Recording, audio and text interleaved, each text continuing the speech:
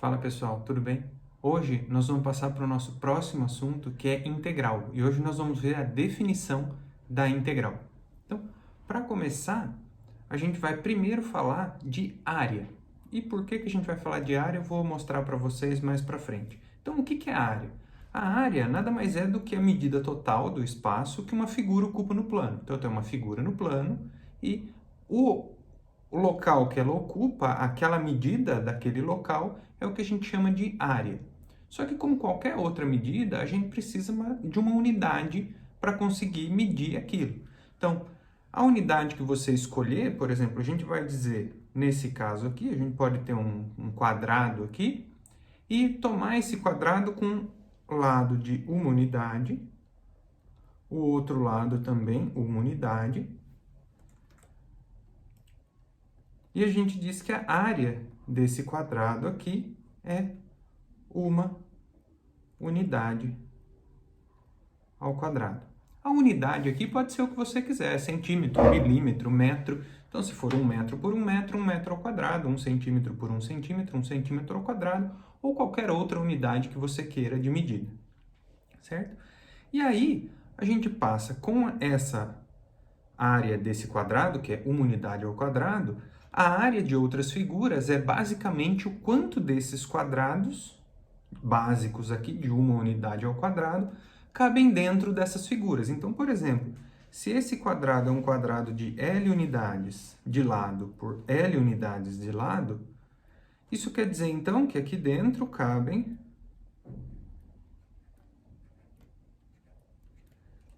e a gente fizer esse desenho aqui, a gente vê que cabem L ao quadrado desses quadrados aqui. Então, isso aqui é L ao quadrado, unidades ao quadrado. Então, se eu tenho um quadrado de lado L, ele vai ter L ao quadrado, unidades ao quadrado. Se aqui eu tenho um retângulo com base de B unidades e altura de H unidades, a gente sabe também que a área dessa figura aqui, ou seja, o número de quadrados básicos aqui de lado 1 por 1 que cabem aqui dentro é B vezes H unidades ao quadrado. E vocês sabem também, lá do que a gente vê no ensino médio, como calcular, por exemplo, a área de triângulos e a área de outros polígonos, e a gente sempre volta para as áreas dos retângulos. Então, a área desse retângulo aqui é uma das áreas mais simples que a gente tem, e a gente usa ela para calcular a área de outras figuras um pouquinho mais complicadas. Mas a pergunta que a gente quer responder aqui é a seguinte: vamos supor que eu queira calcular a área dessa figura aqui. É quase um retângulo, né? Lado reto, um lado reto, um lado reto, só que o terceiro lado não é mais uma coisa reta, ele é um gráfico de uma função f. Então, a pergunta é, se eu tiver uma função limitada a f, com f maior ou igual a zero para x em ab, como é que eu calculo a área da figura que fica entre o gráfico de f, o eixo x e as retas x igual a A e x igual a B? Ou seja, como é que eu determino qual é essa área A dessa figura aqui? Certo? Para responder isso, nós vamos fazer um processo em alguns passos para daí determinar o método geral para calcular essa área. Então, eu vou fazer o seguinte, eu vou pegar esse intervalo AB, que é o que define essa função aqui, e vou dividir em 2. Então, eu vou dividir em 2 nesse ponto aqui que eu chamei de x1. Então, o A eu vou chamar de x0, eu peguei um ponto x1 aleatoriamente entre A e B, o B eu chamei de x2, e também aleatoriamente eu escolhi um ponto C1 aqui no primeiro intervalo e um ponto C2 aqui no segundo intervalo. E eu construí dois retângulos. Quais são esses retângulos? Um retângulo que tem altura f de C1, então esse valor aqui é justamente a função f calculada nesse C1, e ele tem base x1 menos o A, que é x1 menos x0. E esse segundo retângulo eu construí com altura aqui, é o f desse C2 que eu escolhi, f de C2, e base B menos x1, que é x2 menos x1, esse aqui. Então, quanto que é a área desses dois retângulos somados? Então, se eu for pegar essa área e somar com essa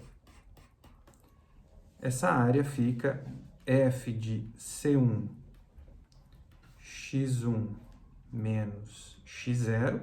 Por que que é essa área? Porque é a área desse primeiro retângulo aqui, que tem base x1 menos x0 e altura f de C1, mais a área desse outro aqui, que é f de C2 x2 menos x1. Por que que é essa área? Porque é um retângulo de altura f de C2 e base x2 menos x1. A gente vê que, tirando esse pedaço aqui que eu deixei de fora, esse pedaço que eu deixei de fora, esse pedaço que eu contei a mais e esse pedaço que eu não contei, e além disso esse aqui que eu contei a mais, isso a gente pode dizer bem grosseiramente que aproximadamente é a área A dessa figura aqui. Lógico que está bem diferente, mas é um valor aí aproximado, uma aproximação muito ruim, mas é. Aí o que eu vou fazer? Eu vou refinar esse processo. Em vez de dividir em dois pedaços, a gente vai dividir em quatro pedaços. Então agora eu vou escolher esse x2 era o que era o meu x1, então eu vou renomear os pontos. Eu escolhi um ponto x1 aqui, um ponto x2, um ponto x3, um ponto x4. E aí eu vou pegar também aleatoriamente um ponto C1 aqui entre x0 e x1, um ponto C2 entre C1 e x1 e x2 que eu escolhi tomar como sendo C2, posso, que é aleatório, um ponto entre x2 e x3 que eu escolhi tomar C3 também, porque eu posso tomar como sendo qualquer um dos extremos ou qualquer ponto no meio, e um ponto C4 entre x3 e x4, o meu B agora é o x4, certo? Então, esse retângulo tem área f de C1 por x1 menos x0. Então, a área desses retângulos somados vão ficar f de C1, x1 menos x0, mais esse aqui, o f de C2 é esse aqui, essa é a altura. Então, esse aqui é o f de C2. Então, aqui ficou f de C2 x2 menos x1, que é a base, x2 menos x1, o tamanho da base. Aqui é o f de C3, que é esse cara aqui, pelo comprimento da base, que é x2 menos x3, então isso fica f de C3 x3 menos x2, mais, então somei esse, e vou somar o último, que é aqui, né, essa altura aqui agora, esse aqui é o f de C4, então ficou f de C4, x4, que é o B, menos x3. Isso a gente vai escrever em uma notação de somatório para ficar mais simples. Isso é a soma para ir indo de 1 até 4 de f de CI, xi menos xi menos 1. Essa notação é assim, quando i é 1, f de C1, x1 menos x0, tá aqui. Quando i é 2, f de C2, x2 menos x1, tá aqui. Quando i é 3, f de C3, x3 menos x2, está aqui. Quando i é 4, f de C4, x4 menos x3, está aqui. Essa aqui também é uma aproximação para a área A, certo? Então, também é aproximado, porque tem alguns valores que eu estou deixando de fora. Tem um pedaço aqui que eu não computei, tem um pedaço aqui que eu computei a mais, e assim por diante. Mas a gente vê, comparando as duas figuras, que os pedaços que ficaram de fora são menores. Então, essa aproximação aqui é uma aproximação melhor para a área da região aqui entre o gráfico e o eixo X, do que era a aproximação do passo 1. E a ideia é, se eu continuar esse processo e dividindo os intervalos em cada vez mais partes, então colocando cada vez mais pontos aqui, o limite desse processo vai dar um número que é a área dessa figura, certo? Então é essa a ideia da definição de integral, é calcular a área para essa região aqui por meio de divisão dessa região em retângulos, só que a gente vai fazer os retângulos ficarem cada vez menores e passar um limite nesse processo. Então essa é a definição. Então a gente vai fazer agora as definições formais para conseguir obter esse processo. Então, quais são as definições formais? Do que a gente vai precisar saber para definir a integral? Então, primeiro de tudo, a gente vê que nos passos que eu dei aqui, tanto no 1 quanto no 2, a gente dividiu o intervalo AB em alguns pedaços. E isso é a definição de partição. Então, uma partição de um intervalo AB nada mais é do que um conjunto de pontos que começa aqui no A, que eu chamo de x0, pega um ponto x1 maior que ele, pega um ponto x2 maior que o anterior, e vou pegando pontos até chegar no último, que é o extremo de cima, que é o B, certo? Então, essa partição, a gente vê que ela tem n mais 1 pontos. E isso, uma partição, pode ter quantos pontos eu quiser. Eu fiz o primeiro com 3 pontos, que era x0, x1, x2. O segundo eu fiz com 5 pontos, que era x0, x1, x2, x3, x4. E assim por diante. Esse n aqui pode ser qualquer número real. Eu posso ter uma partição com 1 milhão de pontos se eu quiser, 2 milhões, 5 trilhões. Quantos pontos eu quiser ter na partição, eu posso ter, certo?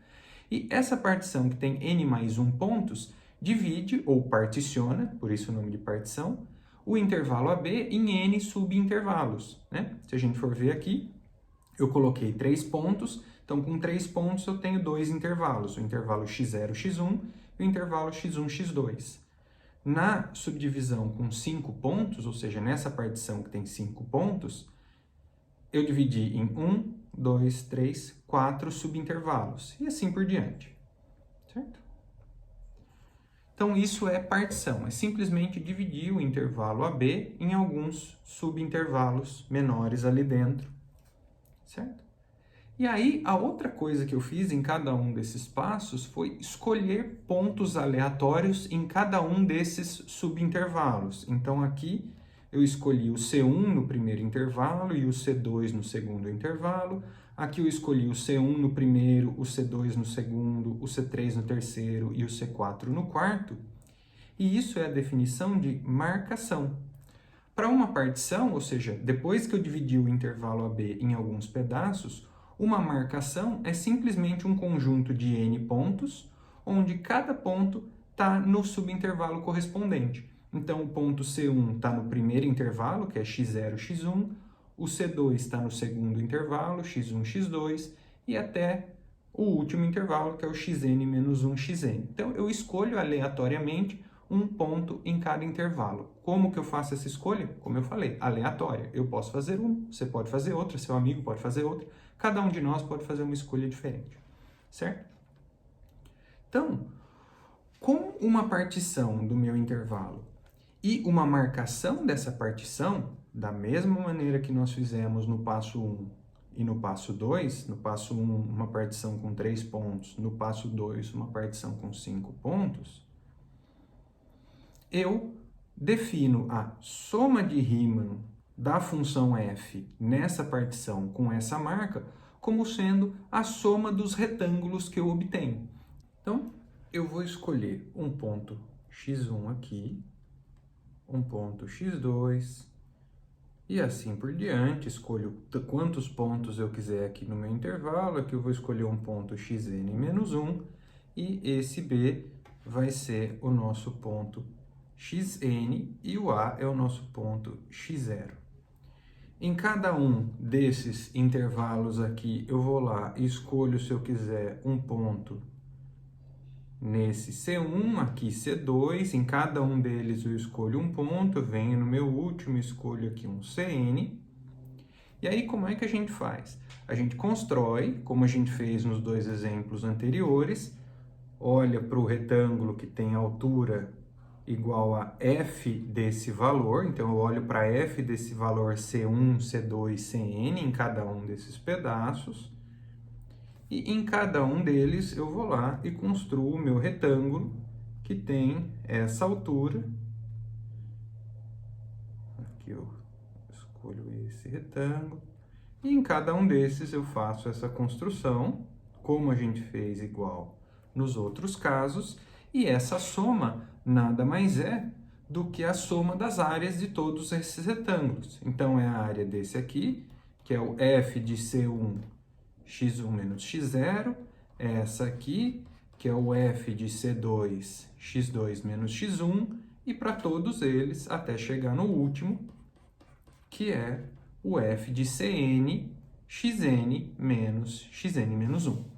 Então, a soma de Riemann nada mais é do que, para esses passos que nós fizemos, a soma das áreas de todos esses retângulos, que a gente sabe que aproximadamente é a área do que fica embaixo do gráfico da função f, certo? Então, com esses ingredientes, com a partição, com a marca e com a soma de Riemann referente a essa partição e essa marca, a gente define só mais uma coisa, que é a malha de uma partição é o comprimento do maior dos subintervalos dessa partição, ou seja, essa partição divide meu intervalo AB em pedacinhos pequenos, não precisam ter o mesmo tamanho, porque a gente tem liberdade para escolher onde ficam os pontos da partição, mas a gente define a malha e a gente denota a malha com esse ΔP aqui, então essa é a malha, como sendo o valor do comprimento do maior dos seus subintervalos. Cada subintervalo tem tamanho xi menos xi menos 1, e eu pego o maior deles, certo? E aí o nosso processo é o seguinte: quando a gente faz essa malha da partição ir para zero, isso quer dizer, quando a gente coloca pontos o suficiente nessa partição para que todos os intervalos sejam bem pequenininhos, à medida que isso vai aumentando, ou seja, à medida que os pontos ficam, quando eu tenho mais pontos e os intervalos ficam cada vez menores, a soma das áreas desses retângulos vai ficar cada vez mais próxima da área do gráfico, da figura que fica embaixo do gráfico da minha função. E é isso que a gente define aqui. A gente diz que uma função ela é integrável, ou a gente também chama ela de Riemann integrável, se esse limite dessas somas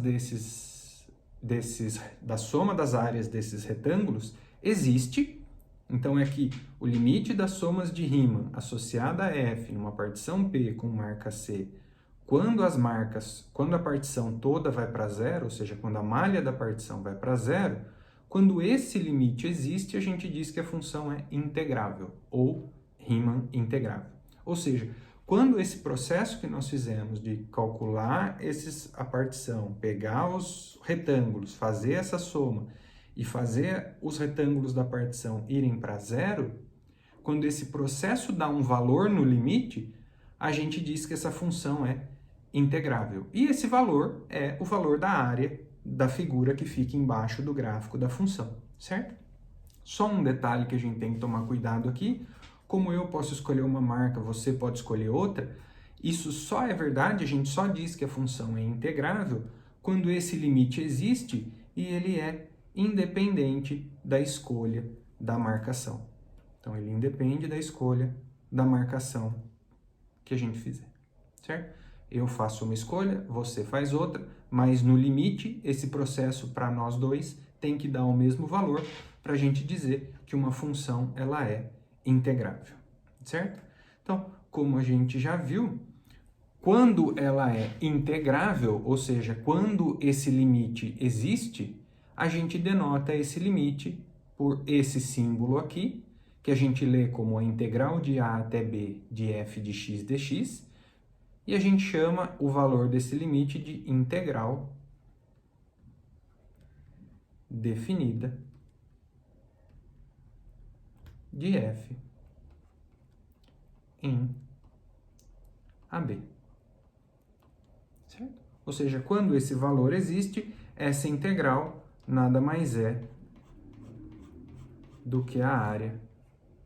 Então, a integral de A até B de f de x dx é a área dessa região que fica entre o gráfico da f, o eixo x e as retas x igual a e x igual a b, certo?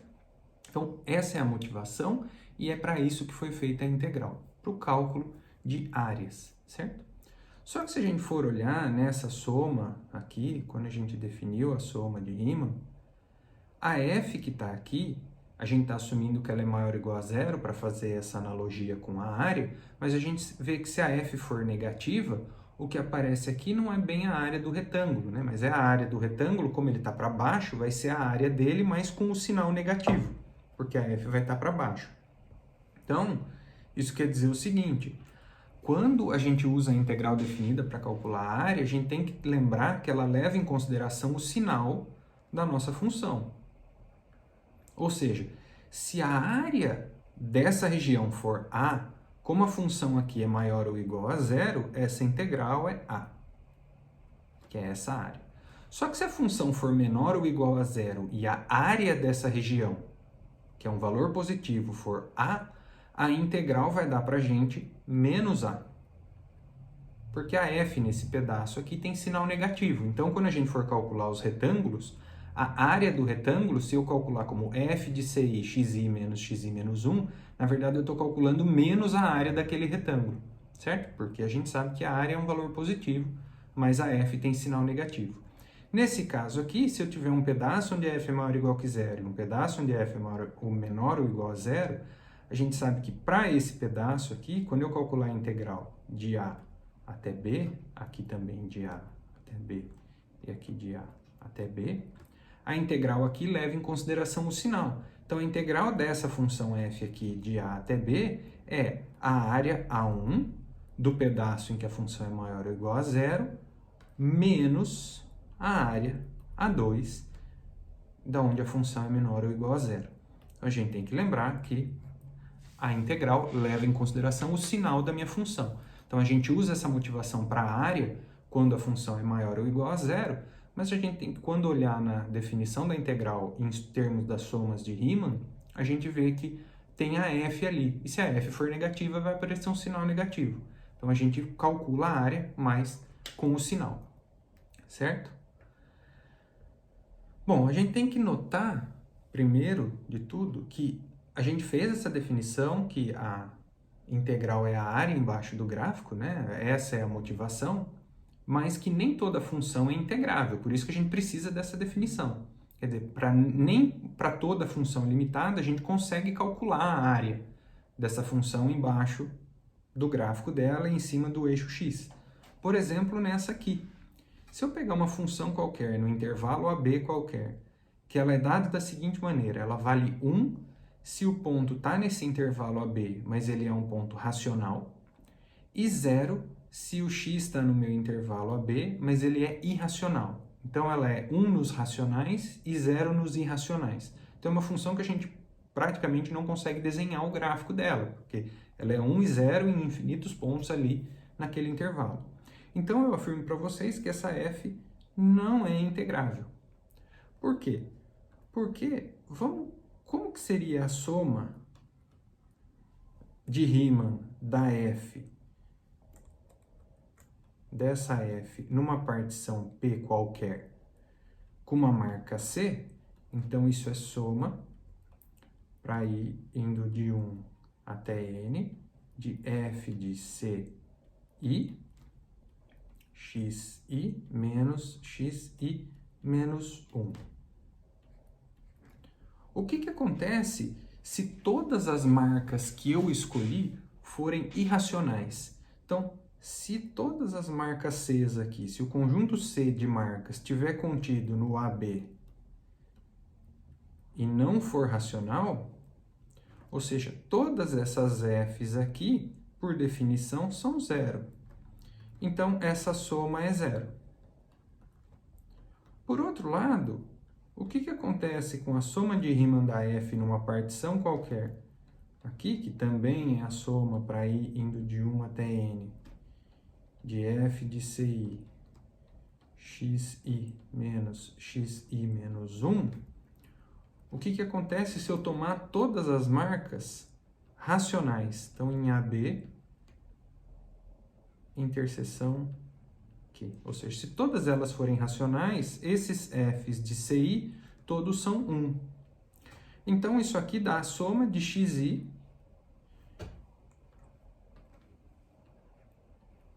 para ir indo de 1 a N de XI menos XI menos 1. Mas o que que é isso? É a soma do comprimento de todos os intervalos que juntos dão o intervalo AB inteiro. Então, essa soma é o comprimento do intervalo AB inteiro, que é B menos A. E isso serve para toda a partição.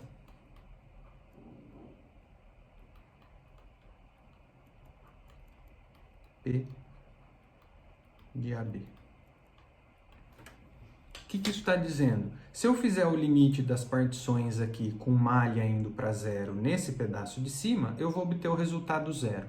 Sempre eu escolher marcas que não são racionais, ou seja, são irracionais. Aqui está meio escrito esquisito, mas é A, B, menos racionais. Por outro lado, se eu fizer o limite aqui, de partições que vão com malha para zero, e eu sempre escolher marcas pontos racionais, esse limite dá B menos A, que são números diferentes, né? Eu estou assumindo que B é maior do que A, então isso aqui é um número positivo, então ele não é zero. Então, o limite depende da escolha das marcas. Como o limite depende da escolha das marcas, essa função não é integrável pela nossa definição, porque para ser integrável, o limite precisa independer da escolha das marcas. Certo? Aí a gente pode perguntar, putz, mas a gente precisa se preocupar sempre em ver quando que a função é integrável e tudo mais? A rigor, sim, mas a gente não vai precisar se preocupar muito com isso no curso de cálculo por causa da seguinte definição e do próximo teorema, certo? A definição que a gente vai ver aqui é a seguinte: uma função definida de AB, a gente vai chamar ela de função contínua por partes, se vale o seguinte: se eu consigo particionar o intervalo AB, então se existe uma partição do intervalo AB, de maneira que em cada intervalinho da partição a função é contínua e os limites laterais existem em cada um dos pontos da partição. Então, esse é mais fácil um exemplo visto do que a definição assim. Um exemplo de função contínua por partes é essa. Ó.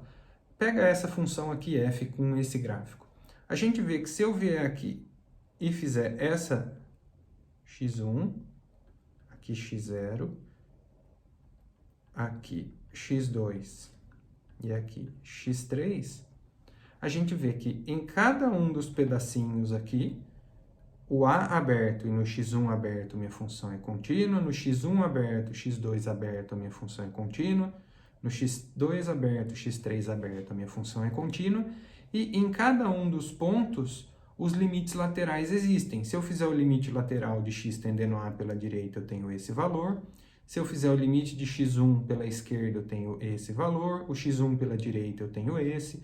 O x2 pela direita, eu tenho esse. O pela esquerda de x2, eu tenho esse. E o pela esquerda de x3, eu tenho esse. Então, a função é contínua em cada um dos subintervalos abertos e os limites laterais existem sempre que eles podem ser calculados. Então, isso é uma função que é contínua por partes. Eu consigo dividir ela em pedaços, onde em cada pedaço ela é contínua, e nos extremos onde eu dividi, os limites laterais existem. E por que eu estou falando isso? Porque a gente tem um teorema muito importante que diz que toda função contínua por partes é integrável. Então, nos cursos de cálculo em geral, o que a gente trabalha são com funções contínuas por partes, então todas elas são integráveis e a gente não precisa se preocupar em verificar que a função é integrável antes de calcular a integral. Se a gente já partir de uma função contínua por partes, essa função é integrável, certo? E a última definição desse vídeo, que é uma definição que fecha o conceito de integral, é a seguinte: se eu tiver uma função integrável no intervalo AB, a gente define a integral de B até A. Veja, né? Quando a gente define a integral, se a função vai do AB, a gente define a integral de A até B, certo? A integral de b até a, com os extremos trocados, a gente define simplesmente por menos a integral de a até b. Ou seja, quando eu calculo a integral de a até b, eu estou calculando a área. Quando eu calculo a integral de b até a, eu estou calculando menos a área, que é mais ou menos a noção de trabalho de física, né? Se eu levo um objeto de a até b e com uma força F, quando eu faço essa integral, que é a área embaixo do gráfico é o trabalho, quando eu volto eu tenho menos o trabalho, certo? Então, só lembrar que eu tenho esse sinal de menos quando eu troco os extremos aqui de integração. Então, se a F vai de A até B, quando eu fizer de B até A, eu ganho esse sinal de menos. E é isso, no vídeo de hoje a gente viu essas definições que vão ser importantes. Nos próximos vídeos nós vamos ver as propriedades de integral e, mais importante ainda, os teoremas fundamentais do cálculo que vão dizer para a gente como calcular essas integrais. Então, fiquem ligados, deixe seu like, deixe seu comentário, compartilhe esse vídeo, não se esqueça de se inscrever no canal e até a próxima.